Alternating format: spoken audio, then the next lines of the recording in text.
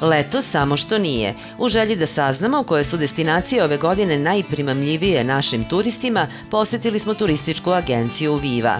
Grčka je kao i prethodnih nekoliko godina najaktuelnija, najpovoljnija, najbliža, najjednostavnije se do nje dolazi i ljudi je najviše vole godinama. I evo možemo da kažemo da turistička sezona polako ulazi onako svojom punom snagom kreće i mi smo spremali dosta zanimljive ponude za ovaj prvi deo letnje sezone, za junske polaske. Kreću već polako sredinom juna i avionski polasci za ostrva, za te neke malo dalje delove Grčke i tako dalje. Grčka ostrva iz godine u godinu po svoj prilici sve su nam privlačnija. Ovoga puta topla preporuka je prelepi Skiatos.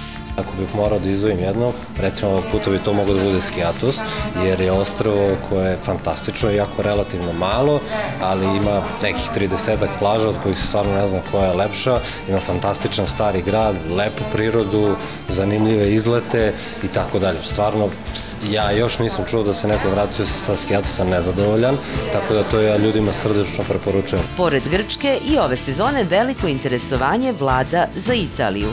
Ali ono što mi doživljavamo kao neki specijalitet naše agencije, nešto po čemu smo poznati već 5, 6, 7 godina, je Sicilija. Siciliju radimo i autobusom i avionom, neke vrlo interesantna putovanja. Kada je u pitanju autobuski aranžman, to je putovanje koje obuhvata nekoliko gradova, obilazi se i Rim, pa se onda 7 dana boravi na Siciliji u izabranom letovalištu, pa se u povratku obilazi i Napulj, znači jedno veoma interesantno putovanje, a naravno ako se ide avionom ide se direktno na Siciliju i Sicilija je destinacija koja po mojom mišljenju zadovoljava bukvalno sve potrebe i onako ko voli lepe plaže i prirodu i dobru hranu i zanimljivu istoriju i jezik i kulturu i hranu, šta god vam treba, to ćete na Siciliji naći.